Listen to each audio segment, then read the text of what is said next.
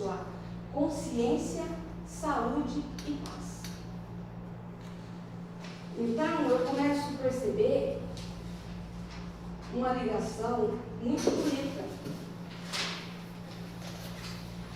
entre consciência, abnegação, saúde e paz. E aí, no livro O Ser Consciente,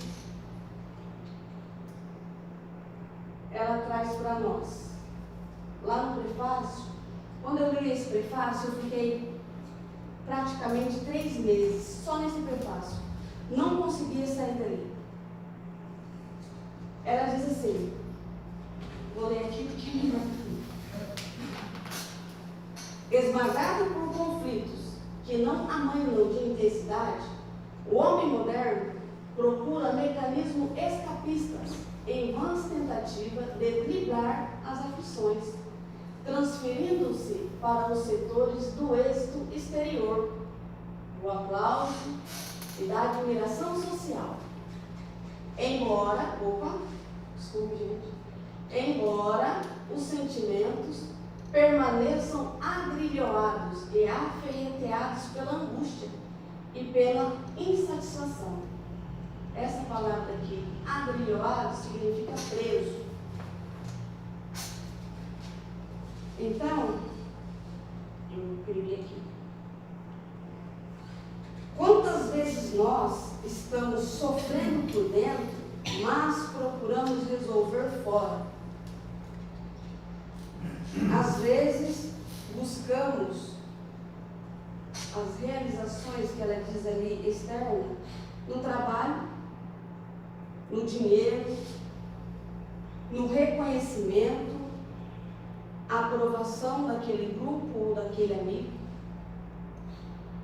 sucesso e o aplauso. Tudo isso pode até trazer uma satisfação momentânea.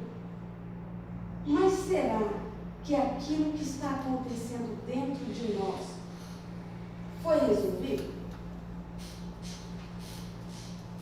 Joana fala de sentimentos que permanecem agrilhoados pela angústia e pela insatisfação. Essa palavra agrilhoado é como se alguma coisa dentro de nós estivesse presa. Por fora é uma coisa bonita, mas por dentro está toda arrebentada. Mas dentro de nós existe alguma coisa pedindo socorro. E eu volto novamente à nossa pergunta do começo. Como está a minha saúde interior? E principalmente, o que eu faço com aquilo que eu sinto? Porque não basta a gente perceber, a gente tem que saber o que fazer com aquilo que estamos sentindo.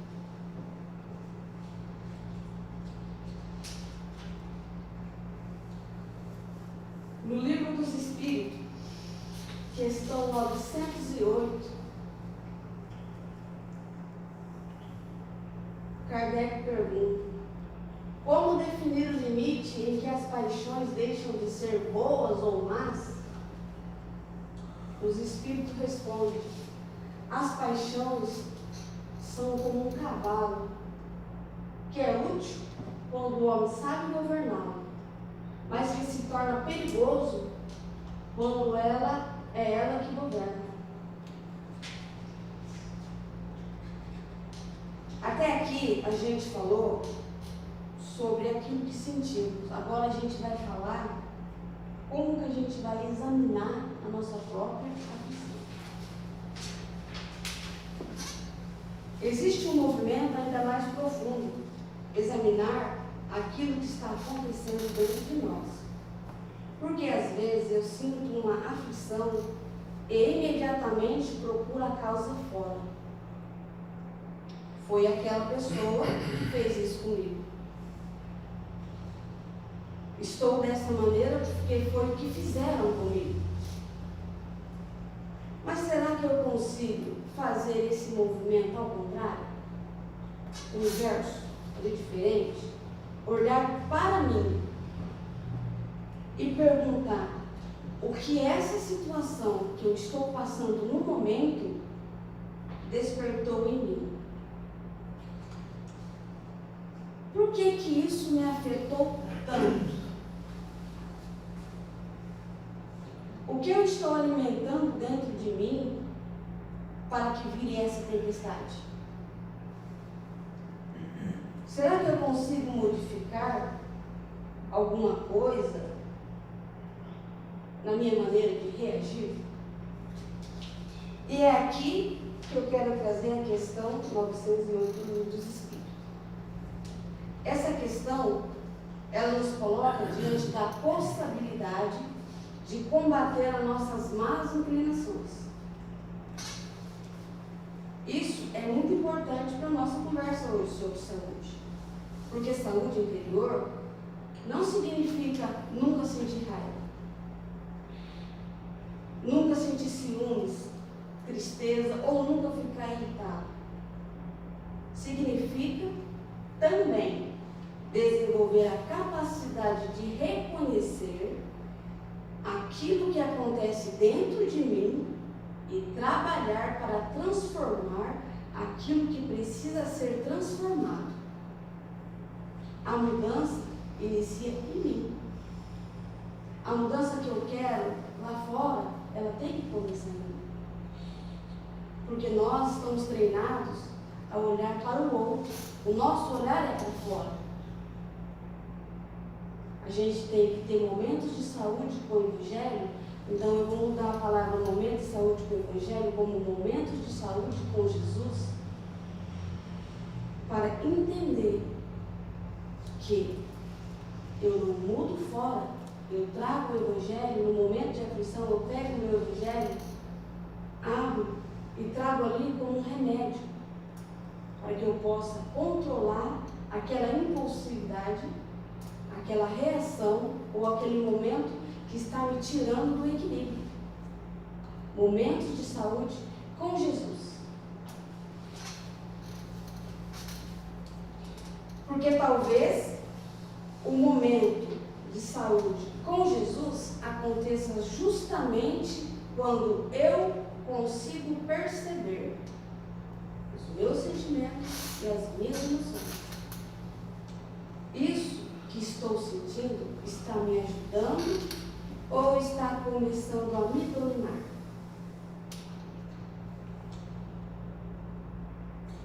E isso me fez lembrar do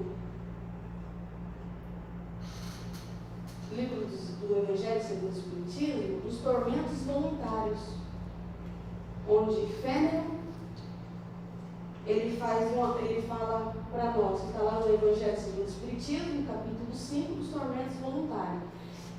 Em vez do homem buscar a paz do coração, única felicidade e verdadeira neste mundo, o homem procura com avidez tudo o que pode agitá-lo e perturbá-lo.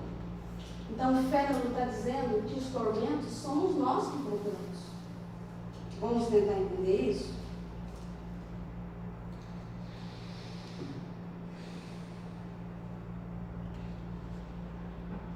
Porque existem tormentos que a vida nos traz e coloca diante de nós. Mas Fênelon afirma que existe também sofrimento que somos nós que criamos.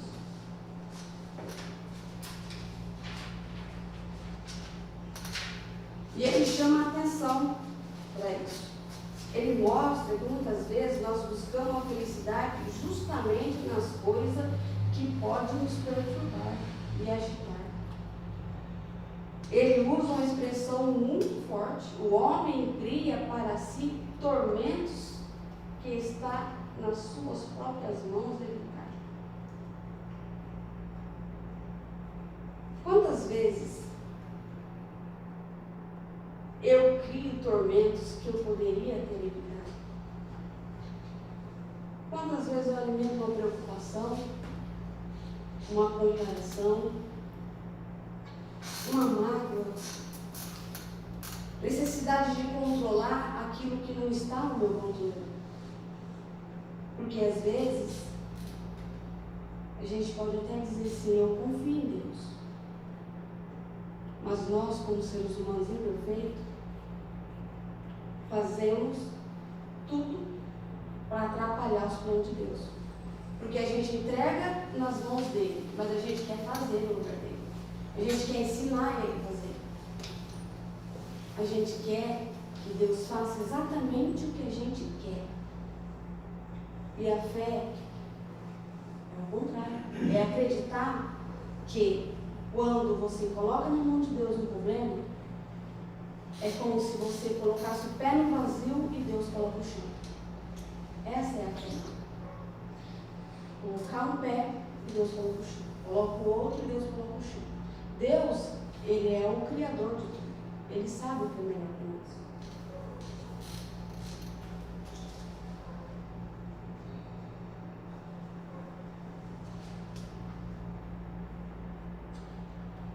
Porque existe uma diferença entre uma aflição que a vida me apresenta e uma aflição que eu alimento dentro de mim.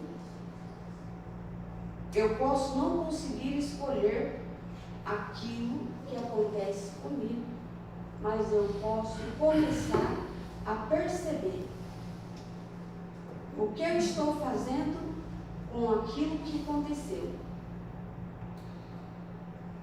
Estou alimentando mentalmente, positivamente ou negativamente?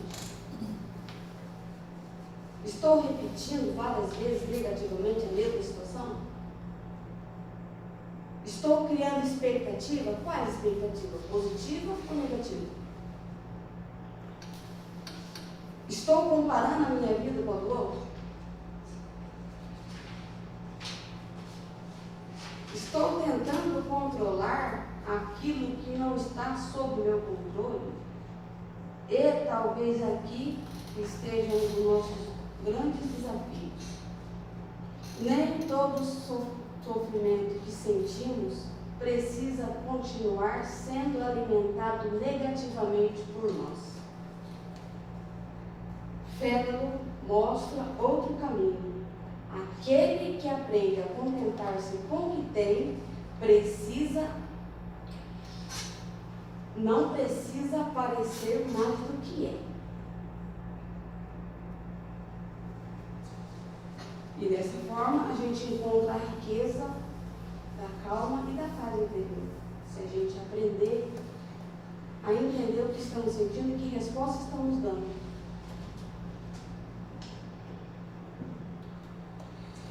E aqui, Emmanuel, no livro Religião dos Espíritos, no capítulo 10, intitulado Examina a própria aflição, ele nos dá a resposta para as perguntas que fizemos. O que faço com o que sinto? Eu vou ler aqui porque a minha cabeça não lembra.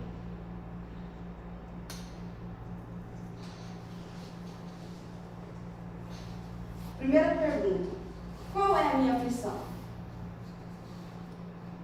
Porque examinar a própria aflição é olhar para aquilo que está acontecendo dentro de mim e reconhecer que os tormentos voluntários é perceber: será que existe alguma coisa que estou fazendo comigo mesmo e que eu posso começar a mudar? É justamente desse ponto que Emmanuel nos ensina a examinar a própria aflição antes que ela vire uma tempestade emotiva. Ele diz aqui, examina a própria aflição para que não se converta a tua inquietude em arrasadora tempestade emotiva. Quando estou aflito, muitas vezes a minha primeira reação é olhar para fora. Procuro o que aconteceu, quem foi o culpado, quem falou, por que falou e por que me machucou. Sempre o outro, o outro, o outro. Mas Emmanuel nos convida a fazer um movimento inverso. examinar a própria aflição. Seria: o que essa situação despertou em mim? Por que isso me afetou dessa maneira? O que estou sentindo? E principalmente, o que estou fazendo com aquilo que estou sentindo? Porque uma inquietude não é examinada, pode crescer. Uma preocupação que parece não ter muito sentido, ela se transforma em ansiedade. Uma irritação leve, ela se transforma numa raiva. Uma mágoa pode se transformar em ressentimento. E aquilo que começou dentro de mim, despercebido, passa a influenciar as minhas palavras, as minhas atitudes e os meus relacionamentos. Por isso, para mim, examinar a própria aflição é um convite à consciência. Ter consciência do que eu estou sentindo. É parar antes de agir. Respirar. É olhar para dentro de mim antes de apontar para fora. É perguntar: o que está acontecendo comigo? Em vez de perguntar: mas por que o outro está fazendo isso comigo? E talvez esse seja o momento que estamos em desequilíbrio para ter um momento de saúde com Jesus. Emmanuel nos mostra que as aflições podem manifestar de maneiras diferentes. Ele fala que a inquietude da agressividade chama-se cólera. Esqueci de fazer, gente, desculpe. Chama-se cólera. E eu posso perguntar: o que acontece dentro de mim quando eu sou contrariada? Que resposta eu dou para isso? Depois ele fala que a inquietude da inveja chama despeito. Da indisciplina, desordem. Da preguiça, ele relaciona a rebeldia. Porque eu sei o que eu tenho que fazer para mudar o meu comportamento. Mas eu sou rebelde. É Emmanuel que diz isso. Eu me rebelo, eu não quero fazer. Porque mudar dói. Porque transformar a si mesmo dói. É muito mais fácil eu pegar e remendar o outro do que remendar a mim mesmo, ou desconstruir a imagem que eu construí de mim. Porque eu construo uma imagem de mim muito bonita. A imagem do outro é feia, a minha não. A minha nunca vai ser, a minha sempre vai ser perfeita. Porque eu sou o construtor. E eu parto para o meu ego, para o meu orgulho, para a minha vaidade.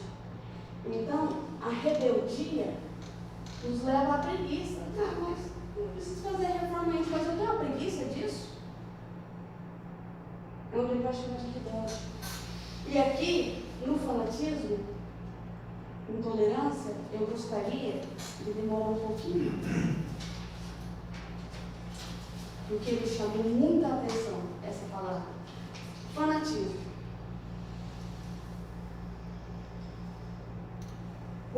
Porque quando eu tenho uma certeza de que eu estou certa, que já não consigo mais ouvir o outro, e talvez a minha convicção ultrapassa o limite. Esse é o fanatismo. E eu imaginava que o fanatismo era apenas jogo de futebol, religião. Eu achava que era só isso. Né? Porque eu posso reconhecer facilmente a aflição no outro.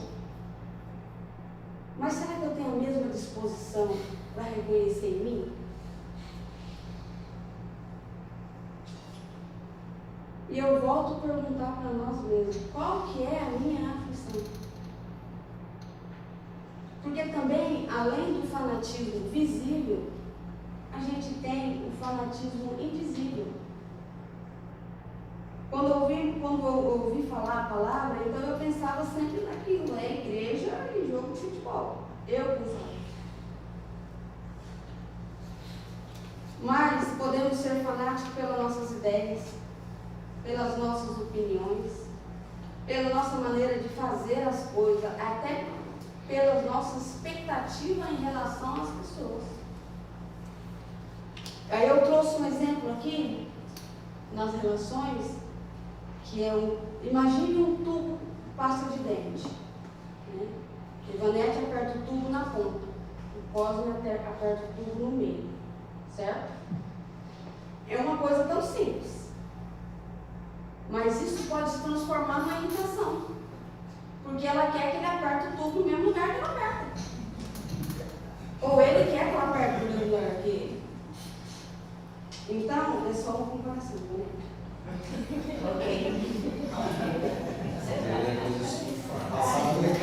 Mas algo tão simples pode se transformar numa irritação, cobrança e conflito. E o problema não está realmente no tubo da pasta de dente. Talvez esteja na minha dificuldade de aceitar que o outro não precisa fazer as coisas exatamente como eu faço. Aceitar a diferença, o diferente. Então eu me pergunto, eu aceito que o Cosmo aperta o tubo da pasta diferente de mim? Que ele pense diferente?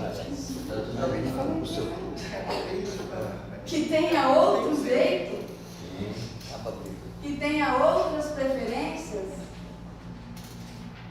Aceitar, gente, não significa concordar com tudo. Significa reconhecer que o outro não precisa ser igual a mim para que eu possa respeitá-lo.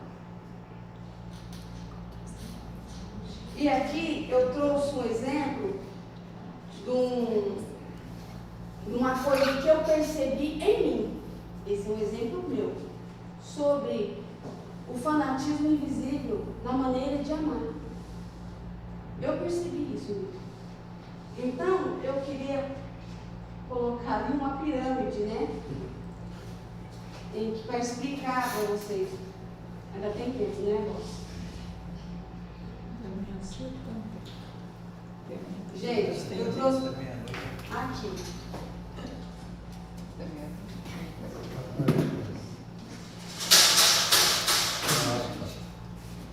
Aqui está a maneira correta do amor. O amor, ele tem 3 traduções na Bíblia: ágape, filia e eros. Vamos falar do ágape. Ágape é o amor que busca o bem do outro sem transformar esse outro em propriedade. É o amor generoso, altruísta, que respeita a liberdade do outro. É diferente de dizer, eu amo você, portanto você precisa ser como eu quero. Filia é o amor de amizade. É companheirismo, respeito mútuo, confiança, diálogo e capacidade de caminhar junto na mesma direção, mesmo com tantas diferenças. E esse é o Eros. O Eros está ligado à paixão, atração, desejo e energia afetiva. É uma dimensão humana importante, mas naturalmente mais intensa e instável. Quando não é equilibrado, pode ser transformado em posse, ciúme e controle.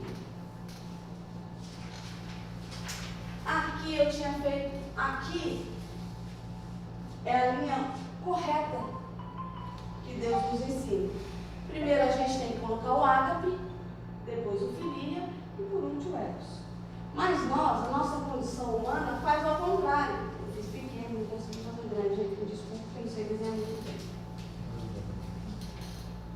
A gente coloca o eros em cima, o filia no meio e esquecemos o ágape. Por isso eu coloquei um X, esquecemos o ágape. Então, às vezes nós invertemos essa ordem. Colocamos a paixão e a posse, o controle acima da amizade, do respeito e do amor que liberta. Quando amamos pela necessidade de possuir ou controlar, podemos transformar o próprio amor em fonte de sofrimento. Isso pode acontecer com o filho. Eu percebi isso. Eu era fanática ao amar a minha filha. Eu era fanática. Quando eu fui fazer o estudo disso daqui, eu percebi o fanatismo em mim. Eu queria que a minha filha fizesse exatamente o que eu quero. Que ela caminhasse do jeito que eu achava que ela tinha que caminhar. Quanto com o passo que Deus nos ensina que a gente tem que amar libertando o outro. Um amigo também fazia isso com os amigos. Meu companheiro também fazia. E até o grupo com uma ideia. Eu posso querer tanto que o outro corresponde àquilo que imaginei, que começa a vigiar, cobrar e controlar. Dominadora. Esse é o amor. Esse é o eros. Porque a gente às vezes acha que a gente ama no ágape, mas a gente não ama, a gente ama no eros. O eros não é só o amor sexual, é o amor dominador. Às vezes a gente acha que estamos amando os nossos filhos no ágape, no amor altruísta de Deus, mas não estamos amando aqui, ó, no eros.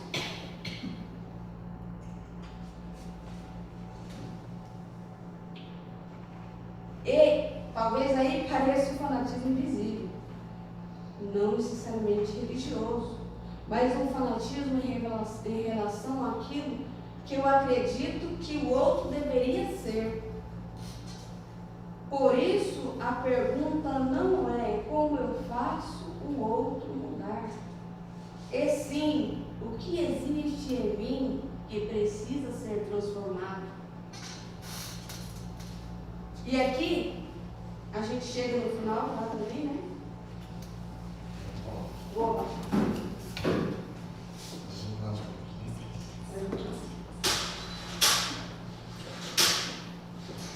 Vou trabalhar.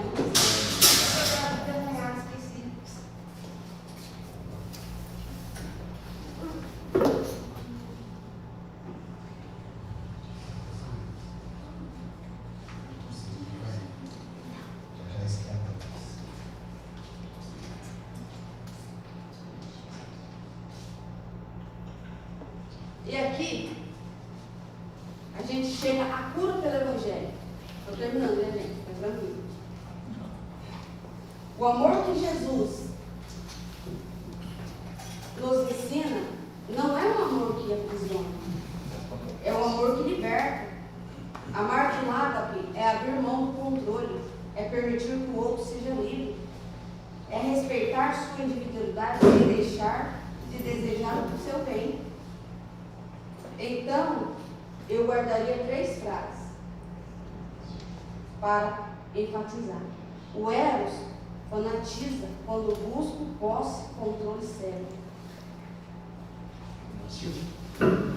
A inversão adoece quando trocamos o amor que liberta pela necessidade de controlar. E o ágape cura porque devolve a liberdade.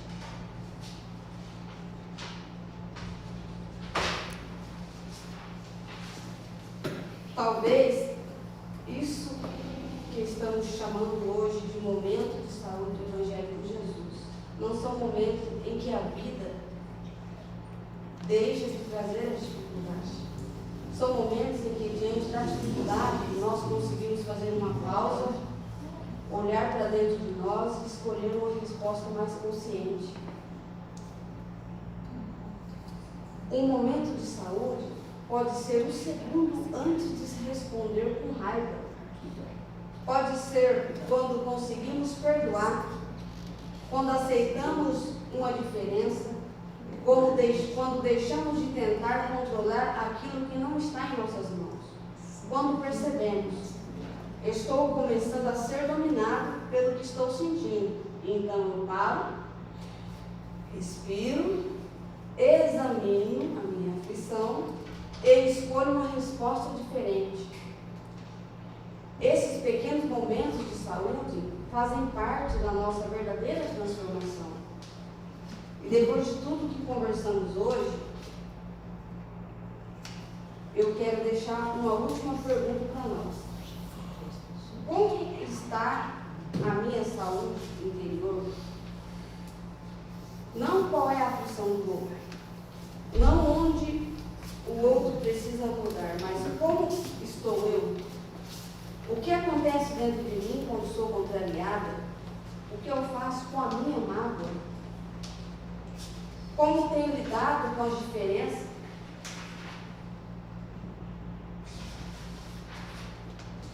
Será que algumas vezes o meu amor se transforma em controle? Será que a minha certeza se transforma em intolerância? Será que consigo parar antes de reagir e examinar a minha própria aflição? A transformação não acontece de uma única vez. Ela acontece em pequenos momentos com Jesus. Um momento em que eu escolho não responder com raiva, em que eu consigo perdoar, em que eu aceito o outro, que o outro pense diferente. Um momento em que reconheço uma dificuldade dentro de mim e tenho coragem de olhar para ela. Talvez esse seja o nosso verdadeiro momento de libertação com Jesus. Porque o Evangelho não promete uma vida sem aflição. Ele nos ensina a atravessá-lo com consciência, fé, amor e esperança. Então talvez eu não precise sair daqui pensando: quem precisa mudar? Talvez eu possa levar comigo uma pergunta muito mais profunda: o que eu posso transformar em mim? Porque quando começo a transformar aquilo que existe dentro de mim, alguma coisa também começa a mudar na maneira como eu vejo o mundo e me relaciono com as pessoas. E aí que começa a nossa saúde interior. Não quando a vida deixa de nos trazer problema, mas quando diante deles conseguimos escolher uma resposta diferente. Que o Evangelho de Jesus nos ajude não apenas a suportar as nossas aflições, mas a transformá-los em oportunidades de amor, paz e crescimento. Que nós possamos sair daqui hoje um pouco mais conscientes de nós mesmos, um pouco mais dispostos à abnegação e um pouco mais próximo do amor que liberta, que é o amor. Muito obrigada.